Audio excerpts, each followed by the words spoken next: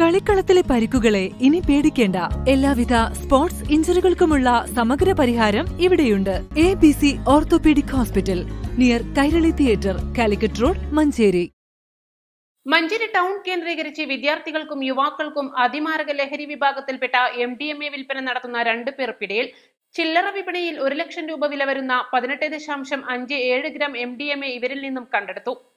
മഞ്ചേരി പട്ടർകുളം സ്വദേശി മാഞ്ചേരി പുതുശ്ശേരി വീട്ടിൽ 38-കാരനായ സൈനുദ്ദീൻ, ഇയാളുടെ സഹായി മഞ്ചേരി JTS കരുവമ്പ്രം വെസ്റ്റ് സ്വദേശി മൈലംപുറത്ത് വീട്ടിൽ 32-കാരനായ ധനുഷ് എന്നിവരെയാണ് Malappuram dance of sub inspector AM യാസറിന്റെ നേതൃത്വത്തിൽ പെരിന്തൽമണ്ണ മലപ്പുറം ഡാൻസ് ഓഫ് ടീമുകൾ ചേർന്ന് ഇന്നലെ അർദ്ധരാത്രി മഞ്ചേരി കോഴിക്കോട് റോഡിൽ തുറക്കൽ മിസ്രിയിൽ വെച്ച് പിടികൂടി അറസ്റ്റ് ചെയ്തത്. MDMA തൂക്കാൻ ഉപയോഗിക്കുന്ന ഇലക്ട്രോണിക് ത്രാസും വിൽപ്പനക്കായി MDMA പാക്ക് ചെയ്യുന്നതിനായി ഉപയോഗിക്കുന്ന ചെറിയ പ്ലാസ്റ്റിക് സിപ്ലോക്ക് കവറുകളും ലഹരി കടത്താൻ ഉപയോഗിച്ച ആഡംബര കാറും കണ്ടെടുത്തു.